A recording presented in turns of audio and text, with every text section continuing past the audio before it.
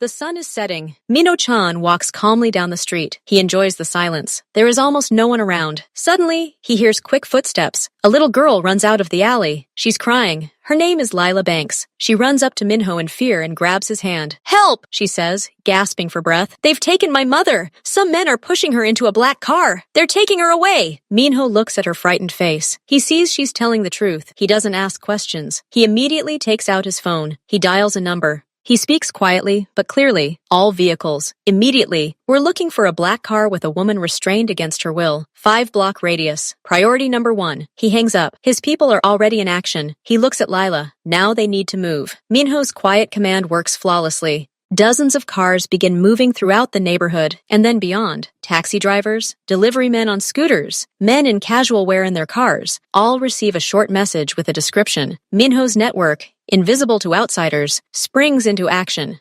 Information begins to flow to him instantly. One of his men, driving a coffee van, is the first to report. He saw a black sedan with tinted windows make a sharp turn toward an industrial area. This seems to be true. Meanwhile, Minho leads Lila to his car. It's a discreet but powerful SUV. He opens the back door. "Get in. You'll be safe here. We'll find your mother." His voice is no longer a command. It's even and calm. Lila silently climbs into the seat, clutching an old, battered backpack to her. Her trembling subsides a little, but her eyes are still wide with fear. Minho gets behind the wheel and starts the engine. He gives the coordinates to his driver in the lead car. They start driving, merging with traffic. He looks at the girl in the rearview mirror. "What's your name?" "Lila," she answers quietly. "I'm Minho." "Hold on, Lila. We're getting close." A few minutes later, the voice of his best tracker comes through Minho's earpiece. "Target detected." They're driving along Industrial Highway, heading for the old warehouses. 2 men in the car, a woman in the back seat. "Maintaining our distance." Minho changes route, following the directions. He sees 2 moving dots on the GPS screen. One is the target. The other is his men's car. They are traveling parallel, unnoticed. The kidnappers, feeling safe on the deserted road, are unaware that several cars are tailing them. Lila presses her face to the window, as if trying to spot that same black car in the twilight. Minho increases speed. Now the main thing is not to spook them. Wait for the right place. Minho speaks quietly and clearly into the microphone. His voice is calm, as if he's conducting an orchestra rather than preparing an operation. "Car 3, he addresses one of his drivers. "Overtake them on the parallel street and take up a position around the turnoff onto Skladoknaya.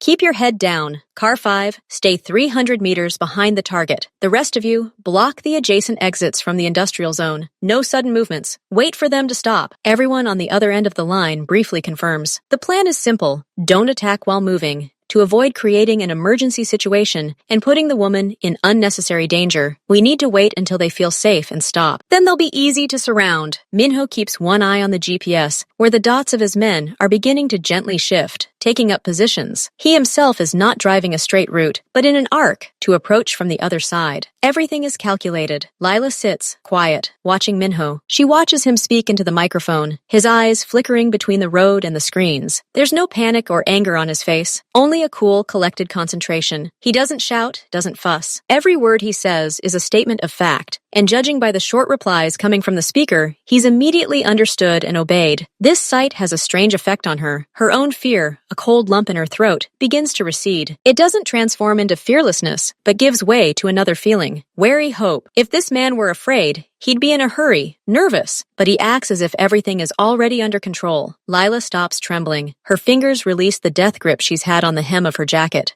She even tears herself away from the window and looks directly at the back of Minho's head, at his imperturbable posture. She doesn't understand anything about this man yet, but she's beginning to believe he knows what he's doing. The black sedan, meanwhile, leaves the city limits. The streetlights dwindle, the road narrows, fences topped with barbed wire, and the dark silhouettes of abandoned factories and hangars line the sides. The kidnappers are taking their prey to what they consider the ideal location, somewhere no one will hear their screams. They turn off the asphalt onto a rutted concrete road, leading to a long, low building with broken windows. It's an old warehouse complex. "They're turning into the Severny warehouse," comes the voice in Minho's earpiece.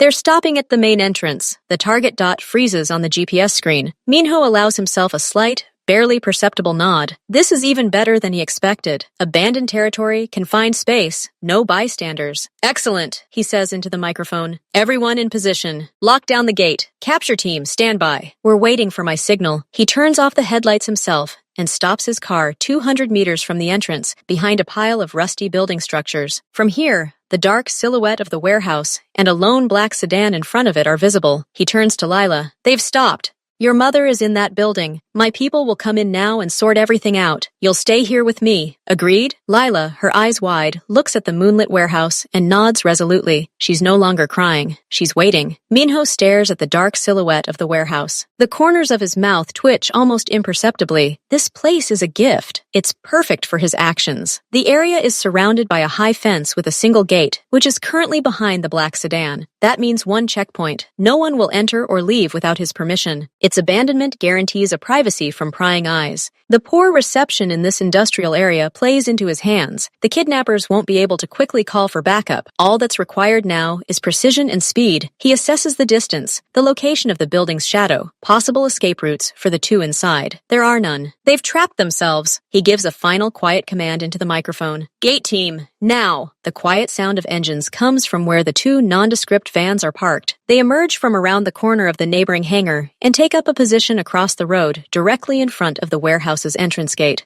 It happens in 10 seconds. A metallic thud. One of the men from the van quickly secures the chain to the gate, locking it from the inside. Now, all entry and exit to and from the premises is completely blocked. The black sedan is trapped in a space the size of a football field. The van's headlights are off, and the people inside don't emerge. They've simply created a barrier. Everything is still in near total silence. Meanwhile, another group had already approached the main building from different directions. 5 men in dark, unobstructed clothing. They moved from cover to cover, taking advantage of every shadow. 2 of the kidnappers had just led a woman out of the car. One held her hand, the other glanced around, but his gaze slid past the approaching shadows. A brief click in the team's headphones signaled the action. They sprang into action. The first man, the one looking back, didn't even have time to scream. 2 men approached him from behind. One grabbed him tightly, instantly throwing him off balance. The second placed a thick cloth with a pungent but subtle odor over his face. His body went limp in a second. The second kidnapper, hearing a rustle, turned and released the woman's hand. What? His words were cut off. Someone stepped hard on his knee from behind, forcing him to bend, and a gloved hand covered his mouth tightly. He saw the stranger's calm, expressionless face before him. "Quiet!" came a voice right next to his ear. His hands were bound behind his back with a plastic zip tie. It all took less than 15 seconds. No gunshots, no loud screams, only the muffled sounds of a struggle, like the sound of wind through broken windows. The woman, Lila's mother, froze in place, her hands clasped to her throat. She looked at the strangers who had neutralized her captors, completely bewildered and afraid. She didn't understand who they were or what was happening. One of Minho's men gently but firmly took her elbow. "It's okay. You're safe. Please, come this way." His voice was low and soothing, but it, too, held no room for discussion. He led her away from the immobilized and bound men, who were already being quickly and silently loaded into one of the vans that had pulled up right at the warehouse's porch. Raven Banks doesn't immediately understand what's happening. She's led out from the dark vaults of a warehouse into the chill night air. She instinctively raises her hand to shield herself from the unexpected glare of headlights. But the headlights are out. Quiet, focused people move around her. They don't pay much attention to her. Their task seems already accomplished. Her former captors, now bound and limp, disappear into the depths of the dark van. Shock grips her body, her thoughts jumbled. She looks at the man holding her elbow, firmly, but not harshly. "It's over," he says simply, removing his hand once he's sure she can stand. Raven takes a step, then another. Her legs buckle, but she maintains her balance. She's dressed in a rumpled office suit, her hair untidy. She turns her head slowly, trying to take in the scene, the vans, the locked gates, and the calm efficiency with which everything was done. There's no relief in her eyes yet, only a deep, staggering confusion. While Raven regains consciousness, the action around her continues unabated. Minho's men work in unison. Without further ado, 2 men quickly and thoroughly search the black sedan, extracting keys, phones, and documents. Everything is placed in a separate opaque bag. Meanwhile,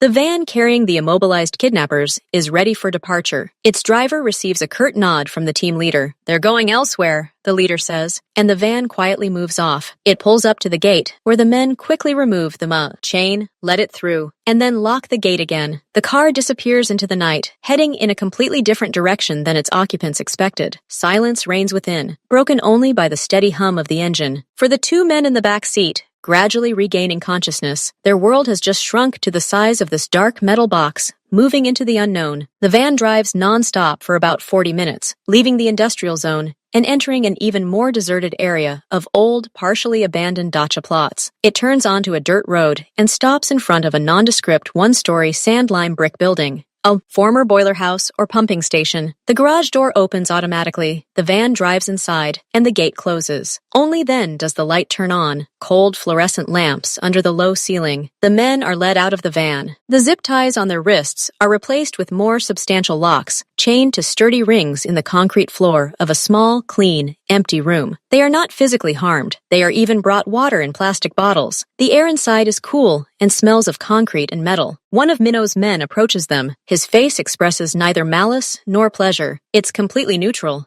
Now you have time to think, he says evenly, to think about who you've decided to touch, about who gave you the task, and about what will happen next. You will be asked questions. Answer honestly. It's in your best interests. He turns and leaves, leaving them in the brightly lit silence. The click of the lock on the metal door seems deafening in this silence. Now they really do have time. Time to realize the scale of their mistake. Minho's method is not about brutality, but about absolute, overwhelming control. Fear of the unknown, of the cold calculation of this machine, is often far more effective. Raven is led to Minho's car. She walks unsteadily, as if she still can't believe she can move freely. Her gaze darts around until she finds familiar features in the SUV window, and then everything inside her breaks. Lila! The car door flies open, and the girl, beside herself, jumps out. A moment later, they are in each other's arms in the dark courtyard. Raven falls to her knees, holding her daughter tightly to her, burying her face in her hair. Her shoulders begin to shake violently. Quiet, intermittent sobs escape. These are no longer tears of terror, but tears of that sharp, painful relief that washes over you when a nightmare ends. Lila is crying too, clinging to her mother, clinging to her crumpled jacket. Mom, I was so scared. I know, baby. I know.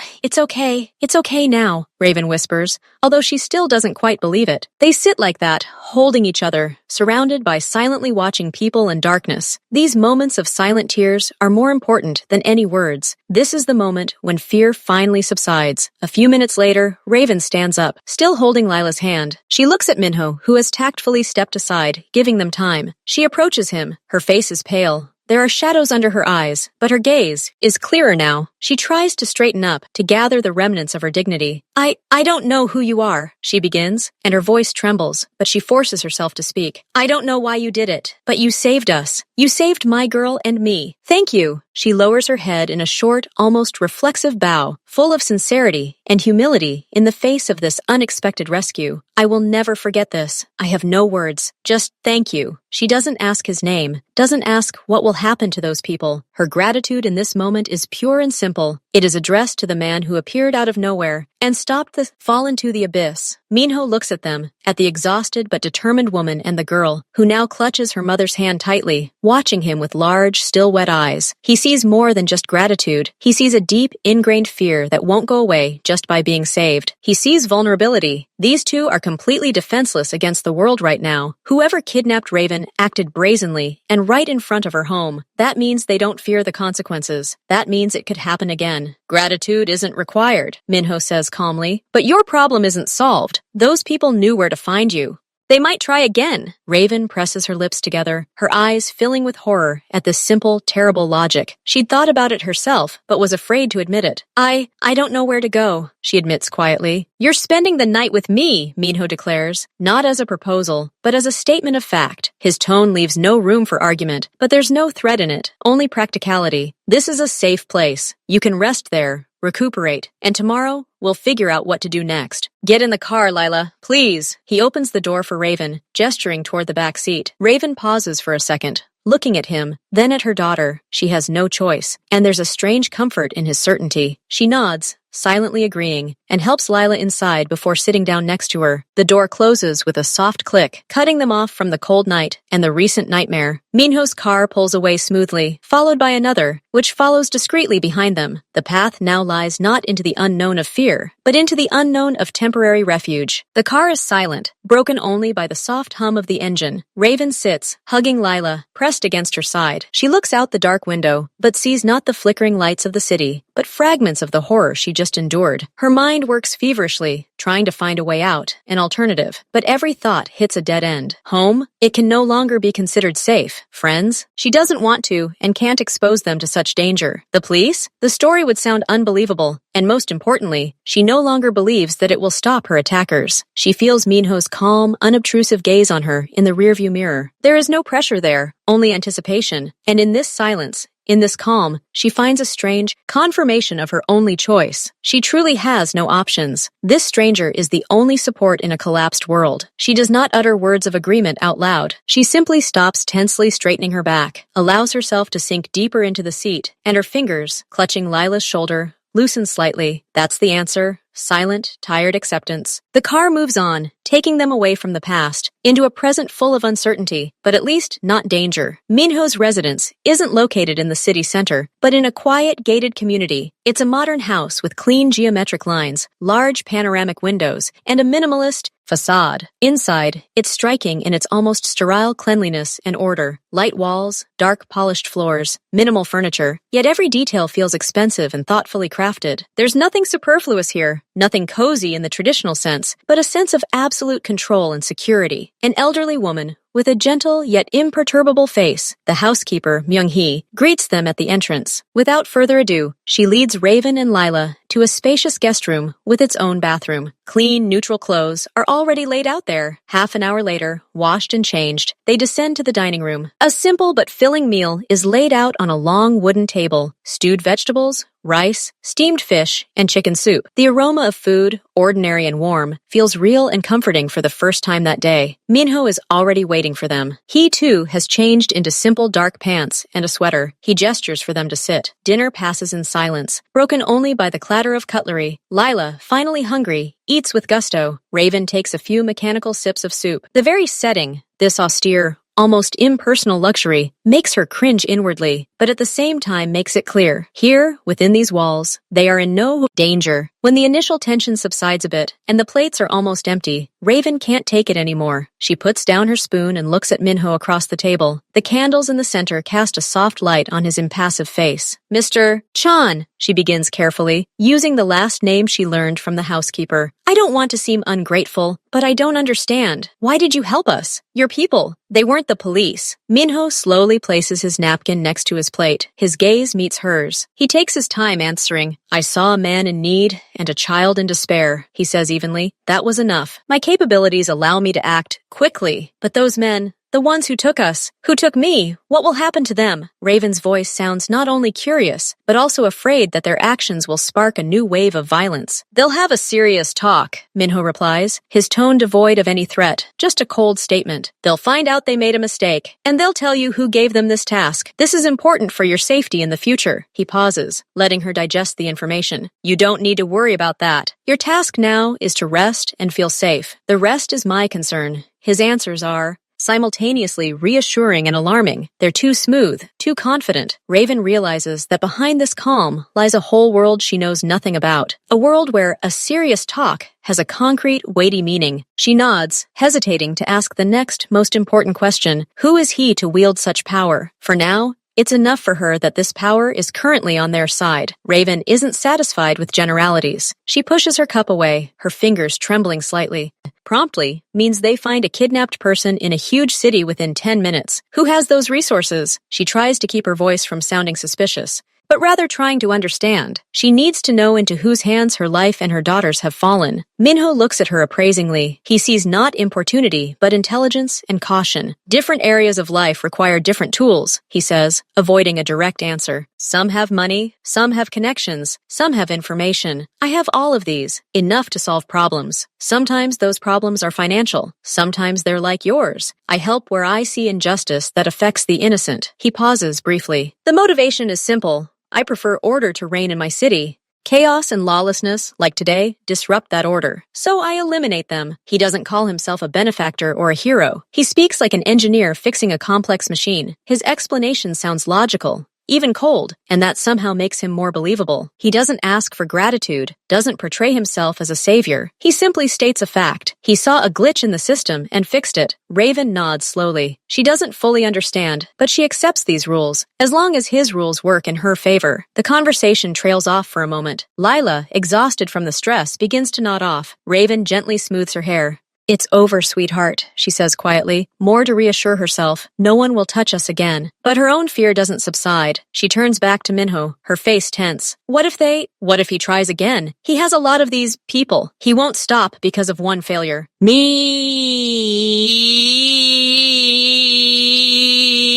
tilts his head. He? Do you know who's behind this? Raven presses her lips together, hesitating. Saying that name out loud in this safe place feels dangerous, as if it might invite disaster. But she has to give him information to protect himself. "Marcus," she breathes, and the word sounds like spit. "Marcus Banks, my ex-husband. I'm almost certain this is his work." She doesn't look at Minho, staring at the table, so she doesn't see his immediate reaction. She simply continues, pouring out her pent-up bitterness. "After the divorce, there were a lot of threats. He couldn't accept that I left and took Lila. But for this to happen, I never expected this from him." Silence hangs in the air, but its quality is changing. It's thick, electric. Raven feels it instinctively and looks up. Minho's face is frozen. All the neutral, reserved expressions he'd worn all evening are gone. His features haven't contorted with anger. They've simply transformed into a cold, polished mask. His gaze, once simply attentive, is now sharp and focused, as if he's seen not a name on the table but a complex chessboard, all the pieces suddenly falling into place. He doesn't move, but his stillness now conveys a colossal inner tension, a restrained power on full alert. "Marcus Banks," he repeats. His voice isn't louder than before, but it has a new tone, low, metallic, devoid of any warmth. This is no longer the voice of a man making small talk. This is the voice of a man giving orders in a war zone. He slowly pushes his chair back and stands. His movements are still smooth, but they have acquired a precise,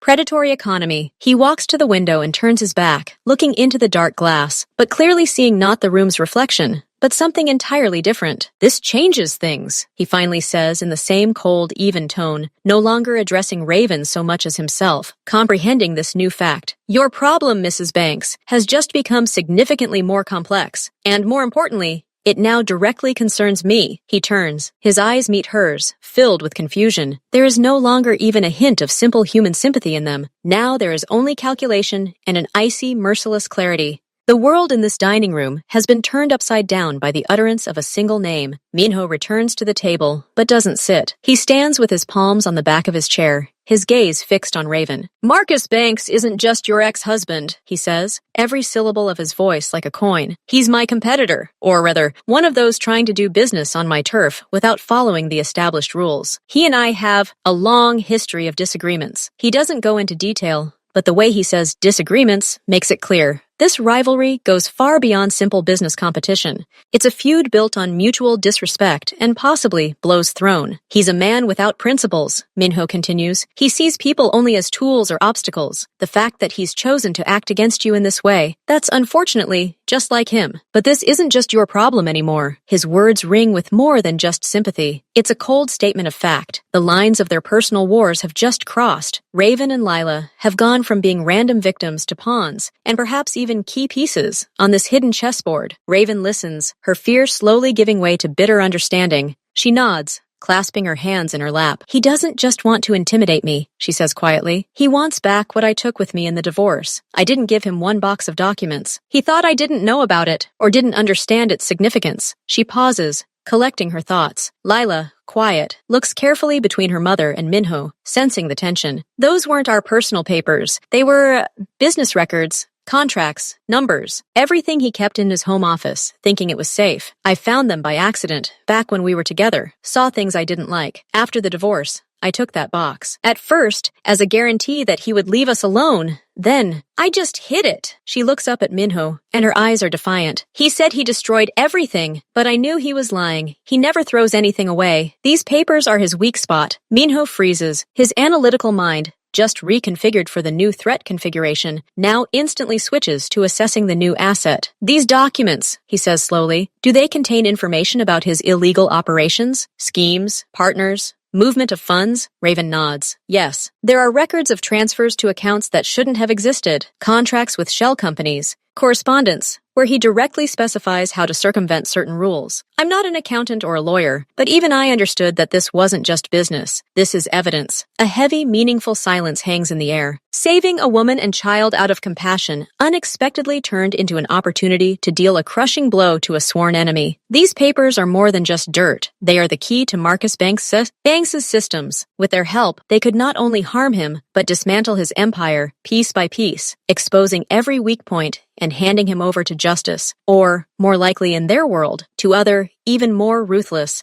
players. Where are they now? Minho asks, his voice once again taking on a businesslike, operational tone. All personal details are discarded. In a safe deposit box in a bank account that is registered only to me, Raven answers. He searched the house, tried to intimidate me, but he never found it. Now, after today, I think he decided to act harshly, to beat information out of me. Minho nods slowly. The picture is complete. These papers, he says, have changed your position. They have turned you from a victim into a dangerous witness. And now, his gaze becomes piercing. They make you my natural ally. Raven sighs heavily, her gaze dropping to her sleeping daughter, and she speaks more quietly, as if afraid to wake her even with this confession. Today's kidnapping isn't his first move. For the last 6 months, it's been constant pressure, anonymous calls with no answer. A car that drove slowly past our house in the evening for several days in a row. One time, I found the door to the apartment slightly ajar, although I clearly remembered locking it. Nothing was missing, but it felt like everything had been ransacked. She hugs herself, as if from the cold. I went to the police. They took statements, said we'll run an investigation, but the calls kept coming. I changed my numbers. They found new ones. I realized he was demonstrating his power, showing that he could reach us at any moment. His goal wasn't just to scare us. He wanted me, broken, to bring him these papers and beg for mercy. And today his patience ran out. Minho listens without interrupting. His face remains inscrutable, but his eyes flash with a quick, calculating understanding. When Raven falls silent, he speaks calmly and very clearly. A safe deposit box is a good place, but not a perfect one. It protects against theft, but not against coercion. Now that he's realized that gentle pressure doesn't work, he will act more forcefully. Your safety and Lila's safety directly depend on the location of these documents. He pauses, letting this simple truth sink in. I suggest we move the box here. I have a vault in my residence that's as good as a bank's, and its location is known only to me and 2 of my most trusted men. This will remove the targeting. Marcus will know he no longer has the papers, and his motivation to pursue you personally will be greatly weakened. He'll have to deal with me now. His proposal doesn't sound like a request or a demand, but rather like the only logical next step in the current strategic situation.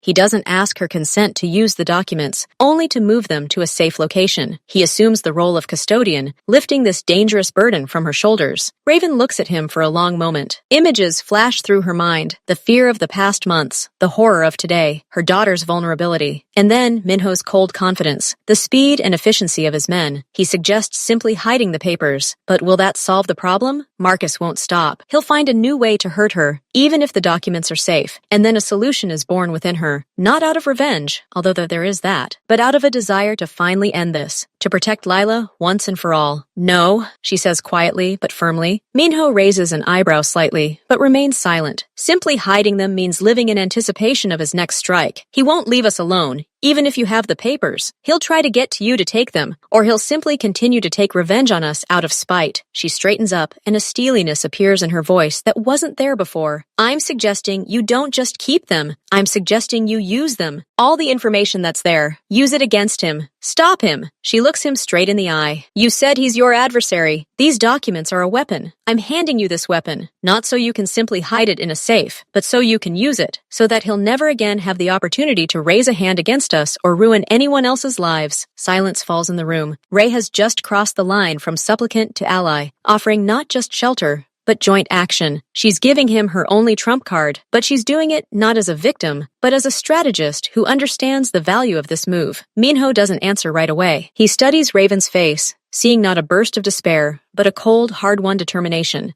He nods, once, short and clear. You're right, he says. Passive defense will only delay the conflict. The threat must be eliminated at its source. He moves away from the table and looks out the window again, but now his posture is that of a commander, assessing a map. These documents change the balance of power. Until now, our disagreement with Marcus has been a stalemate. Each of us had our own leverage, our own protected positions. This information is the key to his strongholds. He turns to her. I accept your offer, but there are conditions. You remain here, under my protection, for the duration of the action. You grant me full access to the documents and provide clarifications where necessary. In exchange, I guarantee that Marcus Banks will never again be able to harm you or your daughter. His influence will be neutralized. His words sound like the terms of a contract. There's no pathos in them, only mutually beneficial obligations. I agree, Raven answers immediately. For her, this isn't a choice, but a necessity. I'll do whatever it takes. I want this to end. Then we act as partners, Minho concludes. Tomorrow morning, we will retrieve the documents from the lockbox. My people will organize everything.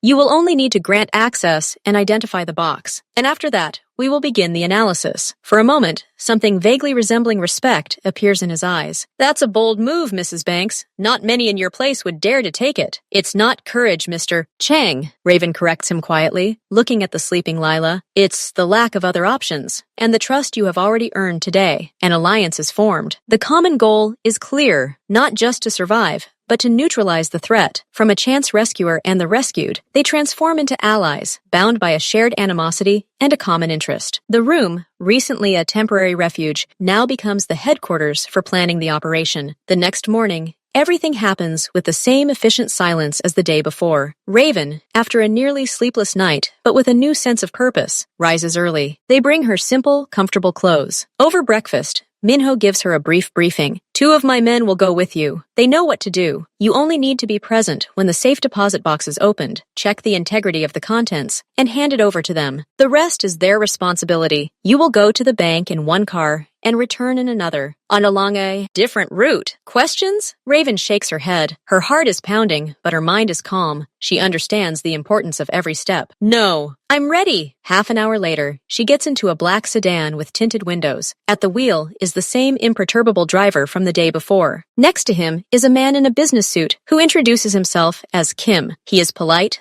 laconic. Silence reigns in the cabin. The car moves slowly, merging with the flow of traffic. Ray notices that they are accompanied by another car, sometimes ahead, sometimes behind, changing lanes. She realizes it's a cover. The bank is a large, reputable institution in the city center. The car stops not at the main entrance, but at a side service entrance. Kim gets out first and opens the door for Ray. They enter not through the main hall, but through a separate corridor where a bank employee with an impassive face is already waiting for them. No unnecessary words. They are shown to the room where the safety deposit boxes are handled. The procedure takes minutes. Ray, his hands shaking slightly, inserts the key and enters the code. The metal door of the safety deposit box opens. Inside lies an inconspicuous cardboard box from office papers, tied with twine. It looks so ordinary that no one would guess that inside is a weapon capable of ruining someone's life. Everything okay? Kim asks quietly. Yes, Ray breathes out. That's her. Kim nods. He takes a sturdy black rolling case out of his briefcase and opens it. Inside is a soft cushion material. He carefully, leisurely, transfers the box into the case, closes it, and the combination locks click. The entire process takes less than a minute. Done, he says. They leave the bank along the same deserted corridor. But at the exit, another car is waiting for them, a gray, nondescript minivan. Ray and Kim quickly get into it.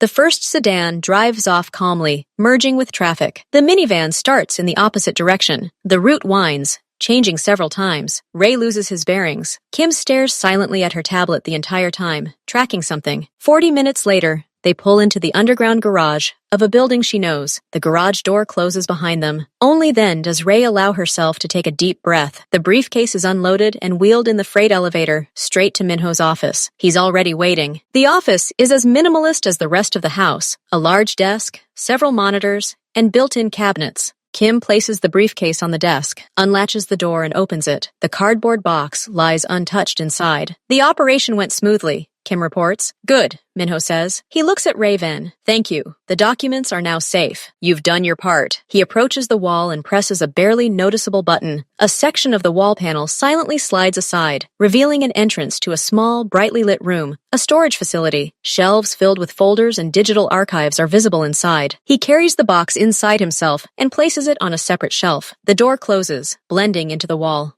The documents are now in the most secure place in his empire. Stage 1 completed. Now begins the phase of analysis, planning, and, ultimately, counterattack. Raven looks at the hidden door. Fear still lingers somewhere deep within, but it's already being overcome by a new feeling, anticipation of the end of a long nightmare. The weapon is drawn and loaded. Now it's up to who will take aim. Minho's office is plunged into a concentrated silence, broken only by the rustling of papers and the soft clicking of a computer mouse. The only other person in the room is his advisor, a man in his 50s with a sharp, ascetic face and intent eyes, behind thin-rimmed glasses. His name is Park, and he has a talent for finding order in the most chaotic jumble of data. The box sits on the table, the string carefully untied. Minho and Park work wearing thin cotton gloves to avoid leaving fingerprints and damaging the old sheets. They work methodically like archivists, but with a completely different goal. Each document is photographed at high resolution, after which the original is placed in a transparent file, and the digital copy is immediately uploaded to a secure database. The first half hour is spent on simple organization. Contracts are filed with each other, financial reports are filed with each other, and personal correspondence is kept separate. Raven sits in a chair a little to the side, ready to answer questions, but for now, she's undisturbed. She watches as the two men, barely speaking, understand each other with half a word and a gesture. It's a well-oiled machine. Puck is the first to find the key. He pauses over a printout of bank transfers dating back 3 years, his finger lingering on a chain of 4 accounts in different jurisdictions. Here, he says quietly, not taking his eyes off the page. A classic cash-out scheme, but with a mistake. He used a shell company, which also appears in a supply contract from. His hands leaf through the folders, finding another document. Yes, from Scion Industries. It's a company we've been tracking for a long time. Minho approaches, looking over his shoulder. A shadow of cold satisfaction crosses his face. A connection, he states. Proven ties between Marcus and the smugglers. This isn't just tax fraud anymore. Continue. The work continues. With each passing hour, the picture becomes clearer. The documents Raven intuitively saved turn out to be a veritable treasure trove of incriminating evidence. It's not just financial fraud. There are records of agreements with city officials, with specific amounts and names listed. There are drafts of threats against former partners, apparently scribbled in a fit of anger by Marcus himself on company letterhead. There are lists of monthly security expenses, essentially retribution for patronage. Look, Puck places 2 documents next to each other. A contract for an inflated amount with a certain company, and a month later, a statement of purchase of real estate in the Caribbean in the name of a woman listed as a secretary at that company. An indirect but obvious kickback scheme. He had a habit of keeping everything,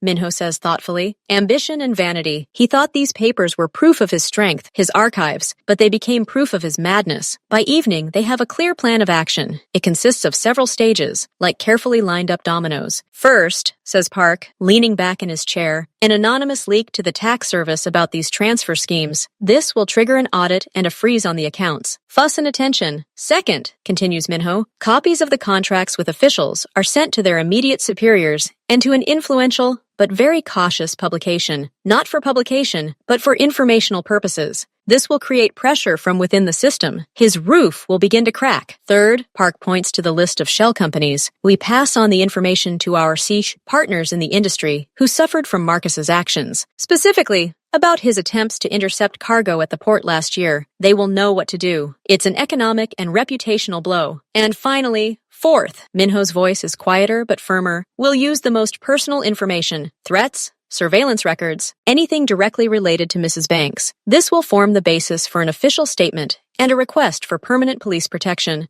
But only after the first 3 steps have weakened him to the limit. He'll be fighting for survival on all fronts and will have no resources left for revenge. The plan doesn't involve direct physical confrontation. It's subtler and more brutal. It's aimed at dismantling Marcus Bankston Empire brick by brick, stripping him of his money, influence, and patrons, leaving him with nothing. This isn't just punishment, it's a demonstration. Anyone who touches people under Minho's protection loses everything. Minho looks at Raven. Are you sure of your decision? Once you take the first step, there's no turning back. He'll realize the information has leaked from you. Raven, who had been listening silently this entire time, looking at the evidence of her ex-husband's power and fall laid out on the table, nods firmly. I'm sure. Let him lose everything. That will be fair. Meanwhile, in another wing of the residence, a new, strange, but sturdy security regime began to take shape for Lila and Raven. The first 2 days were filled with residual tremors and flinches at every unfamiliar sound, but gradually, subconsciously, the feeling of constant threat began to recede, dissolving into the secure walls and clear routine. Lila was the first to adapt. Her childish psyche, flexible and resilient, gravitated toward stability. She was assigned a room next to her mother's. At first, she was afraid to be alone, but the housekeeper, Myung-hee, a woman with warm, kind hands and a calm voice, brought her several books, a drawing set, and a soft teddy bear, who was also looking for a place to settle. Myung-hee didn't ask unnecessary questions, simply creating an island of quiet normality around the girl. By the third day, Lila was already eating breakfast in the dining room, boldly asking for more rice and smiling shyly at Minho when he passed by. Raven had it tougher. Years of living on edge, waiting for a blow from around the corner, don't pass in a matter of days. She woke at night, listening, but now she heard not the suspicious silence, but the guard's measured footsteps in the hallway, the soft hum of an alarm,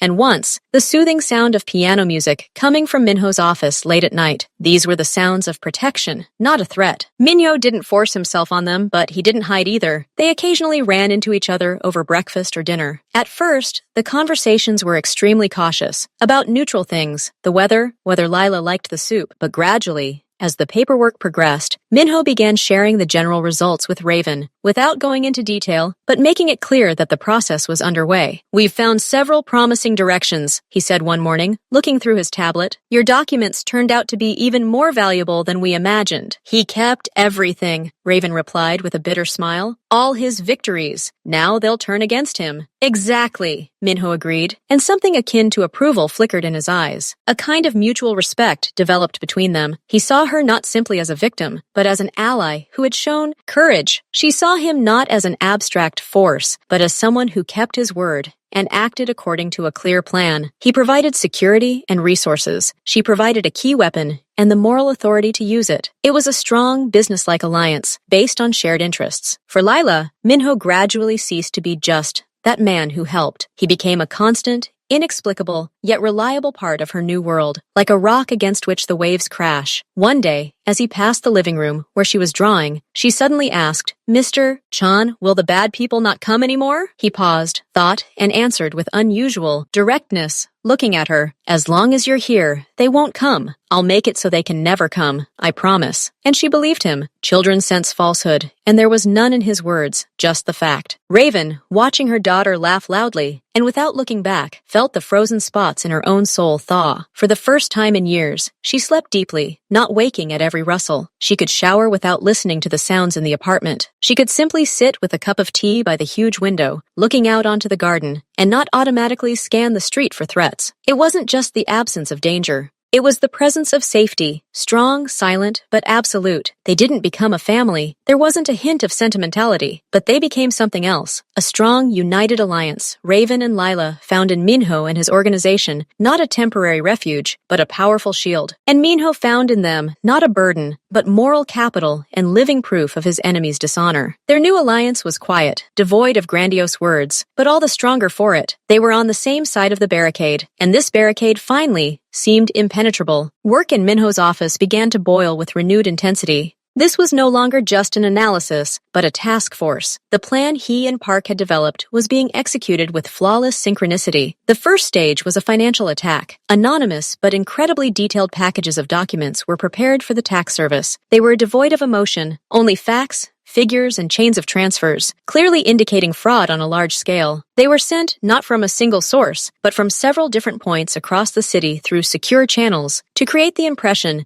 that the information was emerging independently from various informants. The reaction, as expected, was swift. 2 days later, the accounts of Marcus Banks and his main companies were frozen, pending clarification. This was the first tangible blow. Marcus's world, built on money and its free movement, began to show its first cracks. The second stage was more subtle. Copies of incriminating documents linking Marcus to the officials were delivered to the recipients, not as blackmail, but as a warning from a friendly party. Unaddressed envelopes appeared on the desks of these officials' immediate superiors, as well as several influential people in the mayor's office known for their intolerance to corruption. No demands were made, just information. That was enough. The following week, 2 of the officials in question suddenly took extended leave for health reasons. A third was urgently transferred to another, less significant position. Marcus's roof didn't collapse, but repairs stopped. His calls went unanswered. The third stage required outside intervention. Minho personally, through trusted intermediaries, contacted representatives of another organization whose interests Marcus had grossly violated a year earlier by attempting to intercept a sea cargo. They were given only the most compelling documents, irrefutable evidence that Marcus was behind the audacious operation that had cost them millions. The information was given without strings attached. As a sign of respect and mutual interest, the intermediary said, the response came in the form of action. 3 of Marcus's key warehouses, through which his legitimate and not so legitimate goods were transported, were blocked due to surprise inspections by fire and sanitation authorities. His trucks began to be detained on the highways with suspicious frequency. Economic pressure began to mount rapidly. Raven watched from the sidelines. Minho regularly, succinctly, updated her on their progress. She watched as her own fear gradually gave way to cold satisfaction. Each report was another brick pulled from the wall of her personal prison. Lila, shielded from these details, simply flourished in safety. She became friends with the Myung-hee and began studying with interest with the visiting teacher Minho had arranged to keep her on track. Her drawings appeared on the refrigerator, and her laughter echoed in the hallways. One evening, after Minho reported the successful blockade of Marcus's second-largest warehouse, Raven lingered in the office after delivering her report. "Thank you," she said simply, looking at him. "Not just for doing this, but for keeping me informed. For not hiding me in a dark room while the adults dealt with the problem." Minho put the tablet down. "You started this, Mrs. Banks. You handed over the weapon. You have the right to see it used. Besides," he paused, "this is your life, your liberation. You should see it coming." She nodded. An awkward but warm silence hung in the air. "Lila, she's asking if we'll live here forever," Raven said carefully. "I don't know what to tell her." Minho looked out the window at the dark, illuminated garden. "You are safe here. Until the threat is completely eliminated, this is your home. And then decide for yourself. The doors from here can lead anywhere." This was more than she expected to hear. Not possessiveness, but the provision of choice, the possibility of a future she hadn't had a month ago. Meanwhile, chaos reigned in Marcus Banks's camp. He rushed between his deserted offices, trying to pressure some, buy others, threaten others. But his calls were ignored. His money was unavailable. His threats now rang hollow. He felt the ground shifting beneath his feet, but he couldn't understand the source of the attack. He suspected his ex-wife, but he couldn't believe she had the intelligence and connections to mount such a sophisticated attack. His men, the very ones taken captive by Minho's men, never returned. Their silence spoke louder than words. Panic, cold and clammy, began to creep up on him. Minho knew about his condition. His network of informants worked flawlessly. He received reports on Marcus's every move, every outburst of rage, every desperate call. It was all part of the plan, not just to defeat him, but to demoralize him, so that when the time came for the final step, there would be no resistance. The final step was now being prepared. Pack was gathering the final batch of documents, the ones directly related to the stalking of Raven and Lila. Call records, partially recovered through phone company connections, reports from private investigators hired by Marcus for surveillance, and most importantly, confessions from those same kidnappers who were still reflecting on their behavior in an isolated room. They had been professionally interrogated, obtaining clear, detailed statements about who hired them and what they were ordered to do. This was direct evidence for law enforcement. "Tomorrow," Minho said that evening, when Park had finished compiling the final dossier, "we'll hand it over to the officials, not anonymously, through my lawyers with media attention. This won't be an undermining, but a direct assault. After that, he won't have time for revenge. He'll have to flee criminal prosecution." Raven, who had been present at this conversation, asked, "What will happen to him? To prison?" Minho shrugged. "Perhaps, but more likely, he'll try to escape while he can. Disappear. That will be the best outcome for both of us. Prison leaves room for revenge. Oblivion, no." She understood. They weren't just punishing him. They were erasing him from their reality, crossing him out as a mistake. Before bed, Raven went into Lila's room. The girl was asleep, hugging that same teddy bear tightly. Raven adjusted the blanket, looking at her calm face. Soon, very soon, they would be able to leave this house, not as fugitives, but simply as people walking down the street. They would be able to return to life, not the old fearful one, but a new one they had yet to build. And strangely enough, they had a powerful ally. In his room, Minho stood by the window, looking out over the city at night. Tomorrow would bring an end to this long standoff. He wasn't thinking about Marcus. He was already a done deal. He was thinking about the two uninvited guests who had barged into his life, and against all logic, strengthened his position. He had given them protection, and they had given him legal authority and a powerful weapon to strike. It was a strange but effective alliance. Preparations were complete. All the pieces were in place. Tomorrow, the final phase of the operation would begin. Quiet, without a single shot fired, but irrevocable. For Raven and Lila, the world was finally about to cease being a battlefield. And for Marcus Banks, it was about to cease being a world altogether. The night before the final act was a tense one, but for different reasons for everyone involved. Minho's residence was a quiet, focused affair.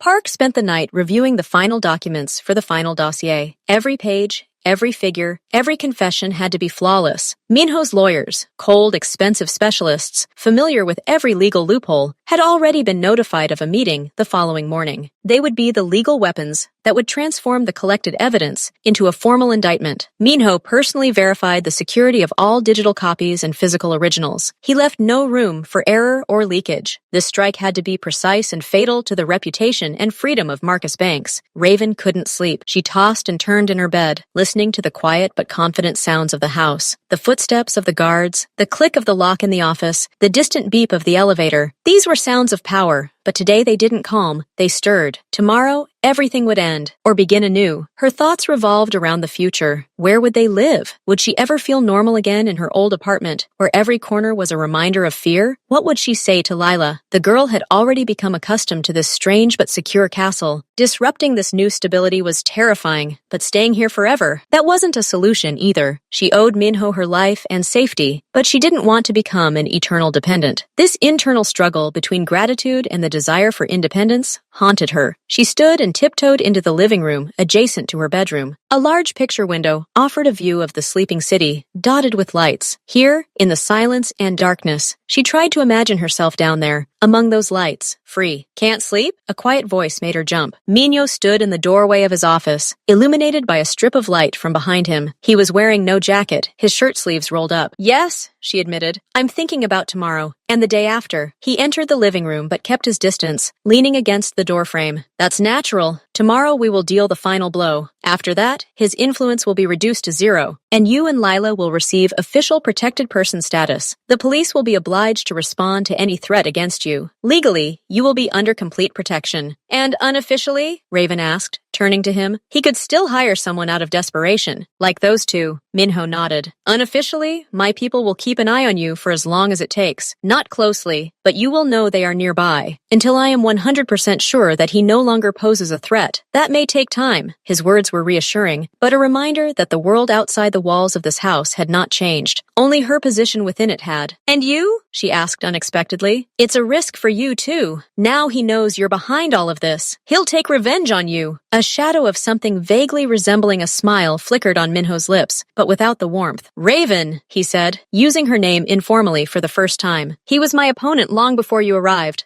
This story merely gave me a legitimate pretext and irrefutable means to end a long-standing dispute. Revenge? He won't have the resources left for that. His own world will collapse around him tomorrow morning, and those who once feared or respected him will turn their backs. In our world, without power and money, a person ceases to exist. He'll become a ghost. He spoke of this with such chilling certainty that a shiver ran down Raven's spine. It wasn't bragging, but a statement of fact. Minho wasn't simply punishing an enemy, he was erasing him from reality, turning him into a non-human. And this had its own special, frightening kind of justice. And we, Lila and I, after all this, we owe you, she blurted out, before she could think about the question. Minho frowned, genuinely surprised. Oh, no. The alliance was mutually beneficial. You provided key information. I provided protection and implementation. The debt is paid. After tomorrow, you are free. You can return to your life, to your work. Of course. With a new security system, he added dryly. Raven felt a weight lift from her soul. But in its place, a new strange emptiness arose. Freedom. She had been waiting for it for so long, and now she was afraid of it. Thank you, she whispered.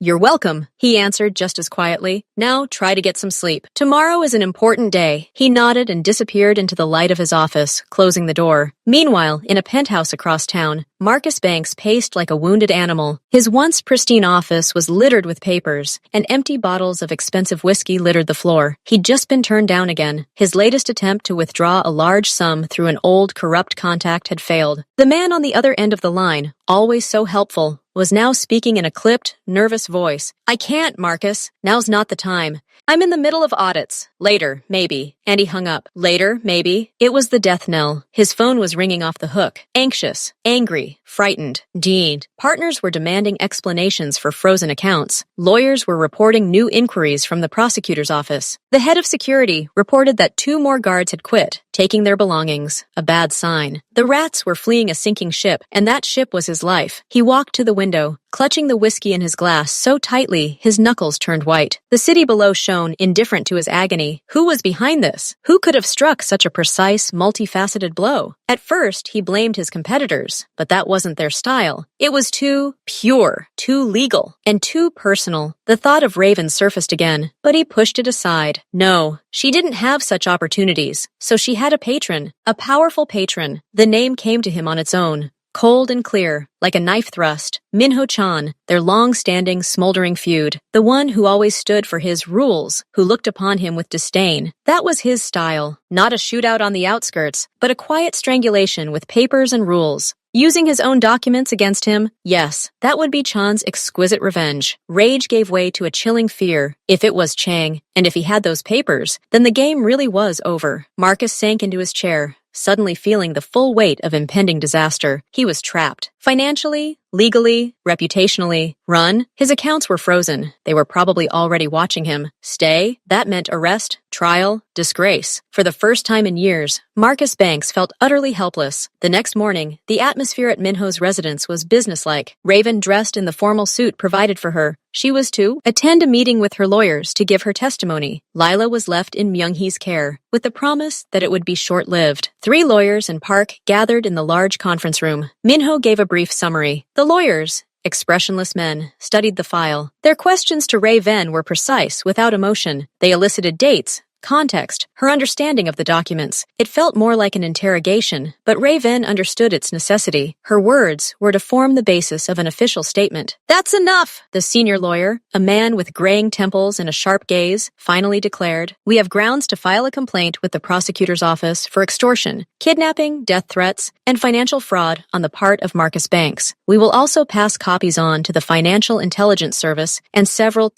interested media outlets. The wave will be high. The plan was simple and effective. An official statement launches a criminal case. A leak to the press creates a public outcry that will not allow the case to be hushed up. The financial information will finally destroy his business reputation. When? Asked Minho. This afternoon. All the documents have already been prepared, Mrs. Banks will sign the statement now, and the process will be launched. Raven picked up a pen. The sheet of paper in front of her seemed incredibly heavy. Her signature was the final stroke that set off the avalanche. She paused for a second, then clearly wrote her name. The act is complete. Now she is not just a victim, but a plaintiff. After the lawyers left, Puck turned on the large screen. It showed a map of the city with several markers. Our people report that Marcus Banks left his penthouse half an hour ago, Puck said. He's heading to the port, to the private dock where his yacht is moored. It looks like he's trying to escape. Minho didn't look surprised. Predictable? Alert the Coast Guard? He asked, but his voice was hesitant. That would cause an official uproar. Perhaps there's an easier way, Park said, exchanging a meaningful glance with Minho. Minho thought for a moment, then nodded. Yes, let him try. And let him fail. On our territory, unnoticed. Contact the caretaker at the port. Make sure the yacht doesn't sail anywhere today. For technical reasons, Park immediately began dialing. Raven watched, understanding that another act of this drama was unfolding, invisible to prying eyes. Minho wasn't simply handing the case over to the authorities.